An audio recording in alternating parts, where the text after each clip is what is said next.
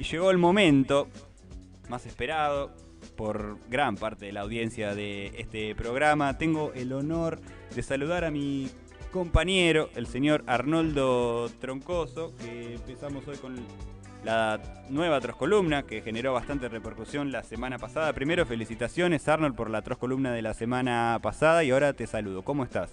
¿Qué tal, Manu? ¿Qué tal a toda la audiencia? Buenas tardes y bueno, muchas gracias. La verdad que yo me sorprendí de toda la gente que me saludó, que me felicitó, que se puso contenta por este espacio donde, bueno, tratamos de dar una opinión que puede ser distinta, ¿no? Y con información, con datos, ¿no? Que es muy importante eso. Totalmente, esa era la idea de la columna, Arnold. Antes de empezar con lo que vamos a hablar hoy, que hoy vamos a hablar de la deuda, ¿no? Y tuvieron una semana festejando. Esa era la idea, pero quería comentarte, estuviste escuchando el informativo que di hace un rato, cómo se vio reflejado en esta situación de que Rusia anuncia el descubrimiento o avance de fase en la creación de una nueva vacuna de coronavirus y se generan controversias por parte del otro lado. Entonces se ve reflejado lo que dijiste, la investigación de la vacuna se ve condicionada claramente por la rentabilidad económica. Ni hablar, es así. De hecho, nosotros, una de las cosas que yo decía, que justamente el retraso en la obtención de una vacuna es que tiene que ver con esto de que los distintos empresas farmacéuticas hacen su trabajo cada cual por su lado, con el aval de sus gobiernos, ¿no?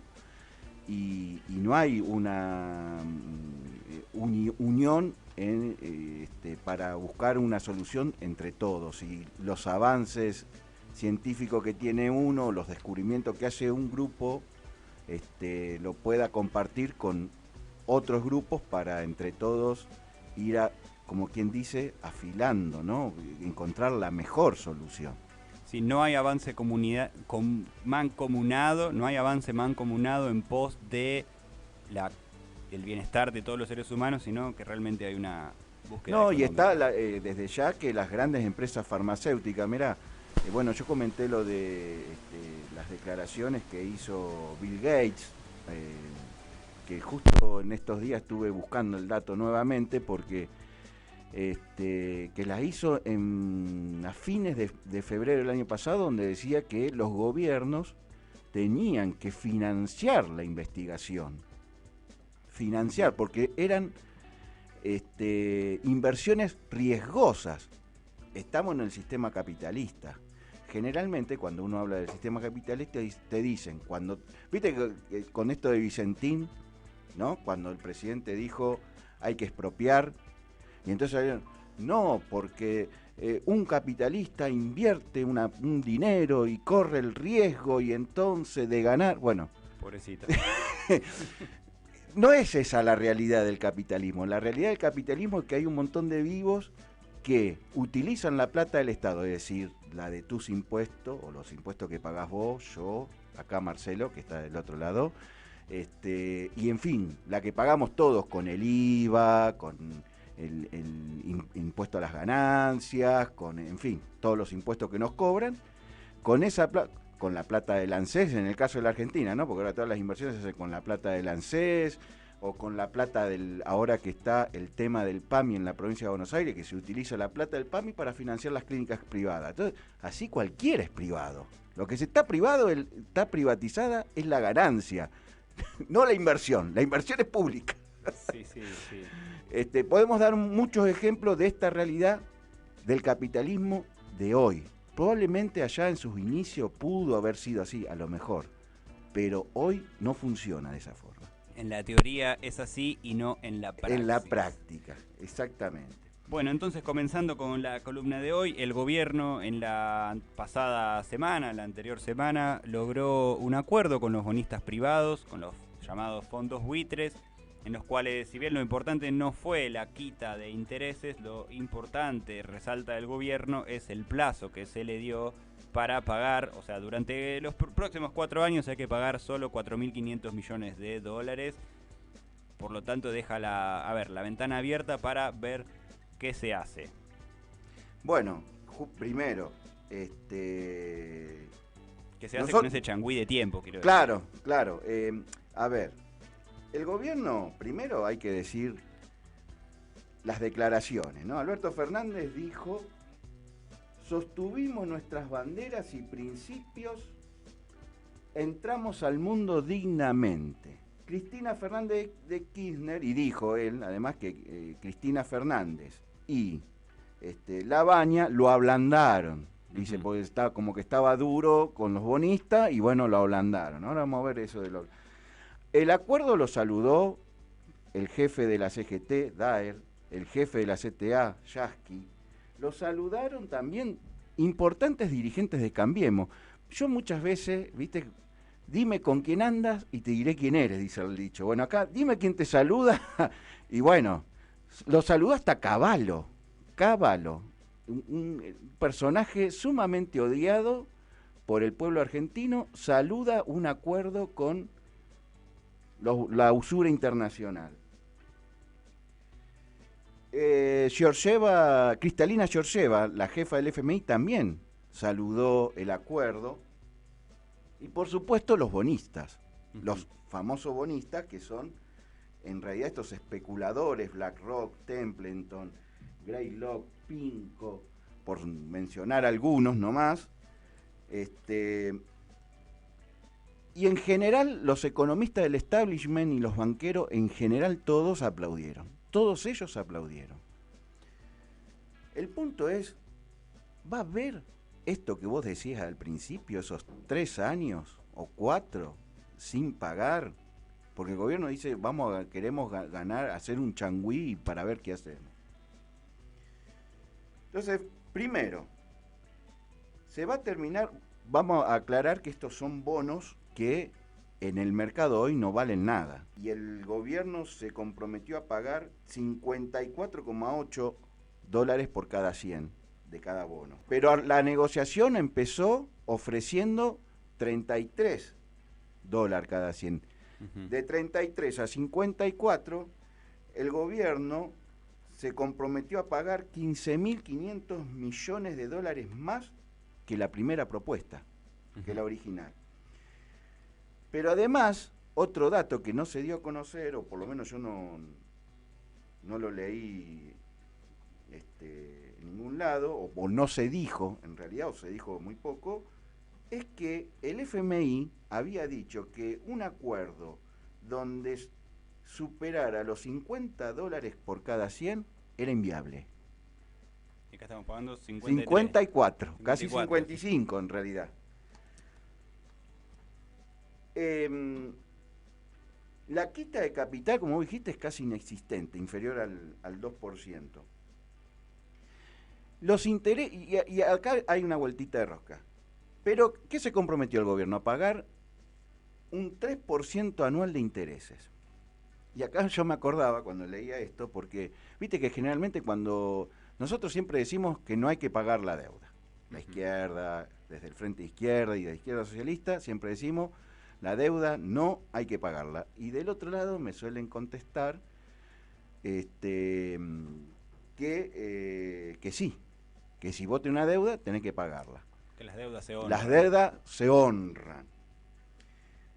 Los que no son honrables entonces, son ellos. Claro, pero resulta que, volviendo a esa analogía, cuando vos vas al banco y pedís un crédito, yo, un laburante, pido un crédito, generalmente el interés que pago anda alrededor de los 40%.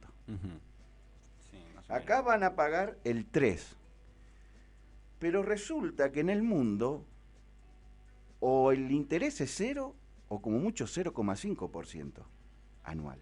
No, es muy alto el interés que está pagando. O pagando. sea que 3% es muchísimo. Es contra 7% que pedían los fondos buitres igual, ¿eh?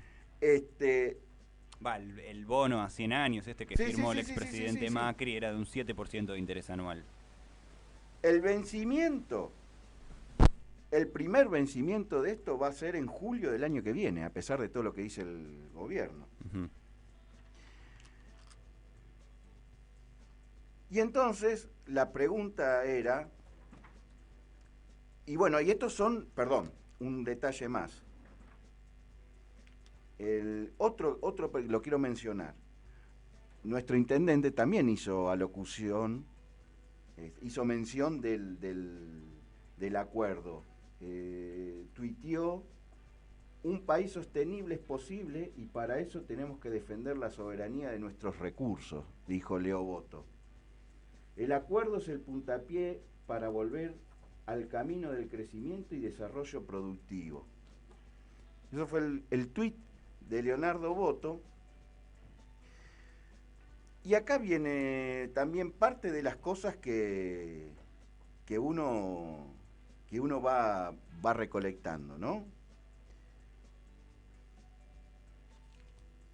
Este acuerdo son bajo la legislación extranjera. Además, sí. ¿No?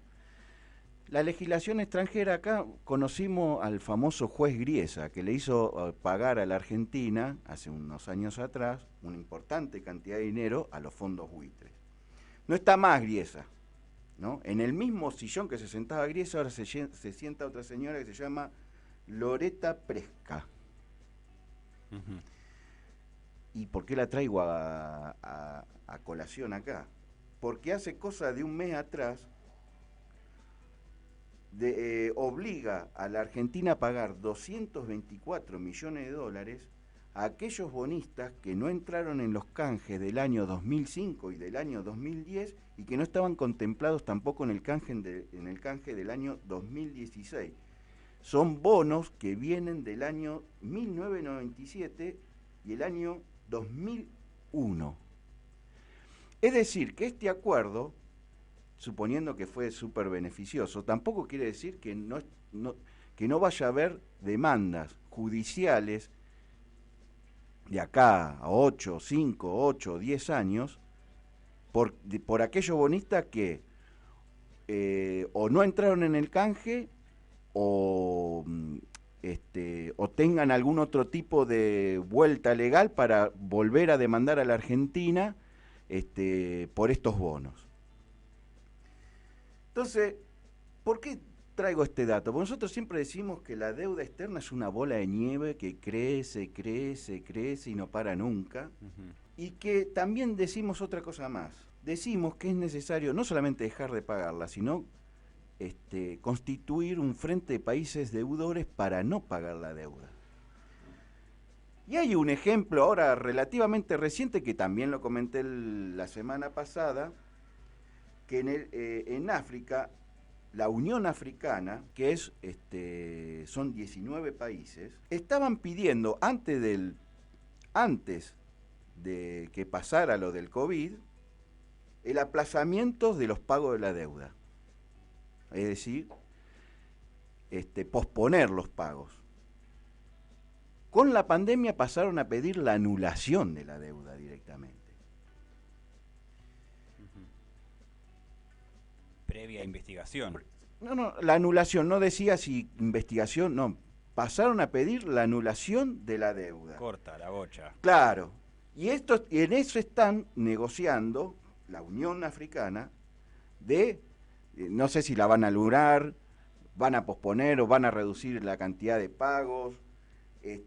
Pero hay un paquete de cosas que están discutiendo los países africanos con el Fondo Monetario para evitar pagar tanto, mínimamente. Acá en la Argentina tenemos un fallo judicial que declara ilegítima también los intereses de la deuda. No tengo en este momento en la memoria cómo se llamaba el juez. Creo que el fallo es del año 2000. 2000.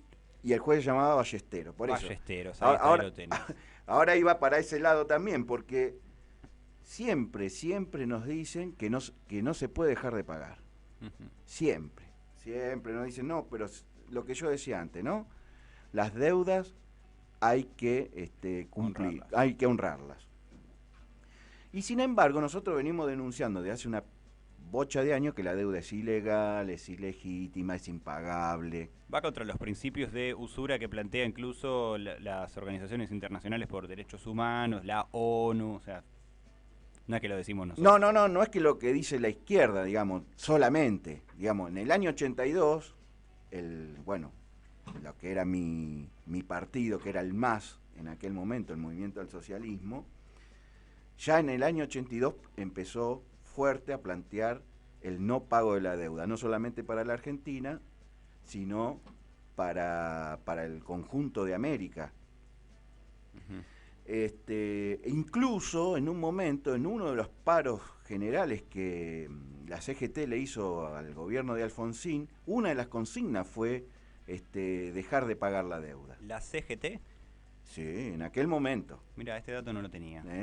Yo aprendo acá con vos. ¿Viste? Arnoldo Troncoso, quien hace la Atroz Columna, él es dirigente sindical ferroviario y también militante de izquierda trotskista, por supuesto. Socialista. La izquierda socialista, así se llama el partido. Y entonces, en aquel momento hasta incluso fue tal la campaña y la presión que ejerció nuestra corriente a través del MAS, que la CGT convocó un paro y entre sus consignas estaba la suspensión, el no pago de la deuda externa. Entonces, muchas veces nos dicen, pero ¿cómo? ¿Hay que investigarla la deuda? Y porque hay muchos que dicen, bueno, no paguemos, pero investiguemos. Nosotros decimos, no hay nada que investigar, porque ya está investigada. Lo que vos decías recién. Está ratificado en un fallo. Hay un fallo del juez Ballestero del año 2000 que justamente indica que la deuda es ilegal, ¿no? Y fraudulenta, es un fraude. Y las renegociaciones que vinieron desde el comienzo de la dictadura en el año 83 para acá, lo único que hicieron fue darle justamente algo de legalidad a lo ilegal que se hizo durante la dictadura. Entonces nosotros decimos que no hay que investigarla, que la deuda es fraudulenta, que es ilegítima, que es ilegal y que por lo tanto no hay que pagarla. Ni esta, ahora el gobierno se tiene que sentar a negociar con el Fondo Monetario, ¿no? Y muchas veces dicen, bueno, porque ¿qué ha dicho el gobierno respecto de esto? Dice, bueno, ahora empezamos la senda del crecimiento, va a haber, vamos a sacar el país adelante, ¿no? Un poco lo que dice acá, vamos a volver al camino del crecimiento y el desarrollo productivo, lo que dice Leo Boto. ¿Qué pasó? Vicisitudes técnicas, seguimos, ¿Está? todo bien. Sí, ya está. A Mil ver. disculpas a la audiencia también. Bueno, y entonces, el tema es, ¿vamos a volver a la senda al camino del crecimiento? ¿Va a haber desarrollo productivo pagando la deuda? Nosotros, espero, esto va a quedar grabado, ¿no? Porque el año que viene hay elecciones, ¿no? Esto está grabado y va a nuestro canal de YouTube, que es Sobre las Cartas La Mesa, ya lo andás compartiendo por ahí. Sí, pero además, ¿sabés por qué quiero que quede grabado? Porque el año que viene vamos de vuelta a decir nosotros no hay que pagar la deuda, como hicimos la campaña que pasó. Y la anterior. Y la anterior. No hay que pagar la deuda. No hay chance de que el país progrese, salga adelante, ni nada, pagando la deuda.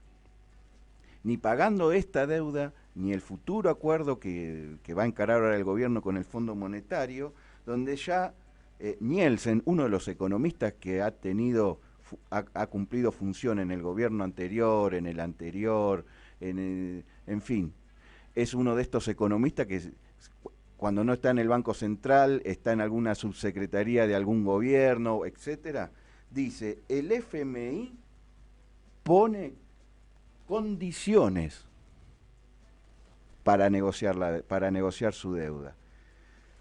El tema va a ser qué condiciones. En fin, nosotros venimos diciendo hace rato que no hay que pagarla, creemos que hay que formar un frente de países deudores para no pagar la deuda, y al servicio de esa campaña y de esa política es que el próximo 27 de agosto, ahora en unas semanas, va a haber una manifestación en las embajadas de Estados Unidos, que fue parte de las actividades que surgieron de la conferencia latinoamericana que se hizo también el fin de semana pasado, no el anterior, para reclamar el no pago de la deuda en todos los países latinoamericanos y también en apoyo a la lucha y al pueblo de Estados Unidos. Y con esto quiero cerrar con la columna con Natalia Oreiro, porque alguno puede pensar,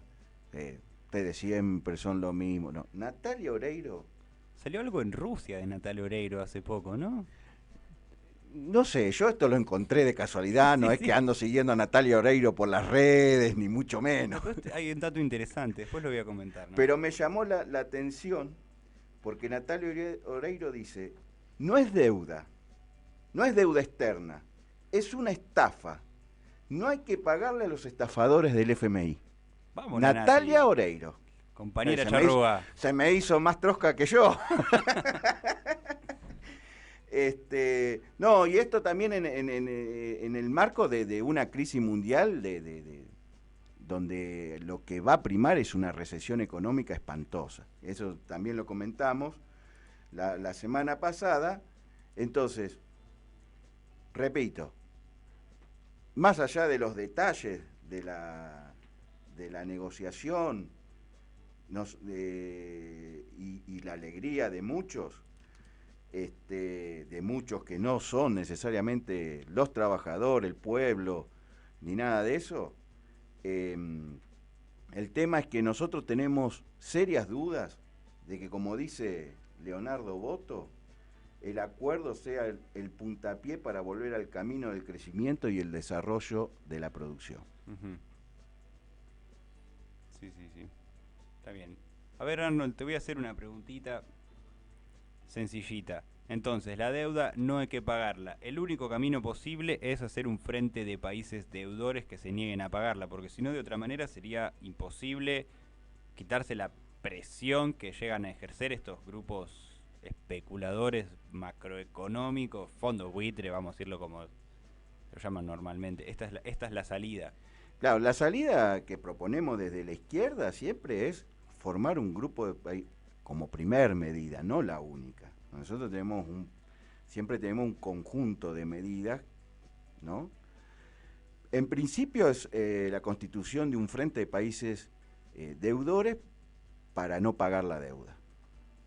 Pero seguido eso, ante eventuales, según la presión, bueno, hay que avanzar con otras medidas. Nosotros siempre decimos hay que nacionalizar la banca, el comercio exterior, hay que estatizar todas las empresas privatizadas, ponerla bajo control de sus trabajadores, control y administración de sus trabajadores y o usuarios. Digo usuarios porque en el caso del ferrocarril no solamente contemplamos los trabajadores, sino también los usuarios. Y así podríamos seguir con una serie de medidas más para garantizar de que esta plata que el pueblo argentino no vio de ninguna manera, ¿no?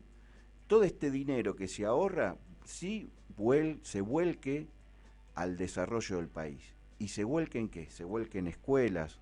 Estamos padeciendo y criticamos la vez pasada, por ejemplo, al ministro Trota por las ideas medio alocadas que tenía para garantizar el distanciamiento social en una escuela. Cuando los docentes están reclamando que le pongan tiza, que no se caigan los techos, que las paredes no estén electrificadas. Acá en Luján nomás, la mitad de la población no tiene agua corriente, no tiene cloacas. Bueno, son inversiones importantes, pero ahora no son cosas imposibles de hacer. El gran problema que tenemos es que la inmensa mayoría, o un porcentaje muy importante de todo ese dinero, por ejemplo, estos 15.500 millones de dólares, ¿cuántas cosas se podrían hacer? Ni hablar. En otro momento, tendría que buscar el dato, pero en otro momento hemos calculado este dinero en cantidad de casas que se pueden hacer, hospitales o escuelas. Bueno, eso es un poco la idea de por qué decimos no hay que pagar. Arnoldo Troncoso, muchísimas gracias por tu participación en este programa. Excelente la atroz columna. Reitero mis felicitaciones hacia ti y de verdad, muchísimas gracias por esta columna. Bueno, no, gracias a vos, Manu, por meterme en este bochinche que me obliga a hacer algo que en realidad me gusta hacer. Tendremos el contrapunto de Marcelo Barbani el jueves aquí en materia de deuda externa. Ah, ahora que dijiste, lo mencionaste. Él dijo en su columna, porque la escuché, Sí. él dijo, tenemos que ver ahora, entre todos y todas, qué vamos a hacer con este tiempo, en el caso de que yo me equivoque, ¿no? Yo no tengo razón, tiene razón lo que comentó Marcelo. ¿Qué vamos a hacer en próximo tiempo, entre todos y todas, para decir qué hacemos, entre todos y todas? Entonces yo me pregunté, wow, van a empezar a haber asambleas en las fábricas para decidir qué vamos a hacer. Esa me gustó, porque si es así, a eso yo le llamo democracia obrera. Si decidimos adentro de las fábricas se para la producción y vamos a discutir el plan económico, eso es democracia obrera y eso es decidir entre todos y todas. Se paran las fábricas, en las escuelas, en las dependencias públicas. Esa es, pero no, dudo que se trate de eso. Pero bueno. Arnold, muchísimas gracias por la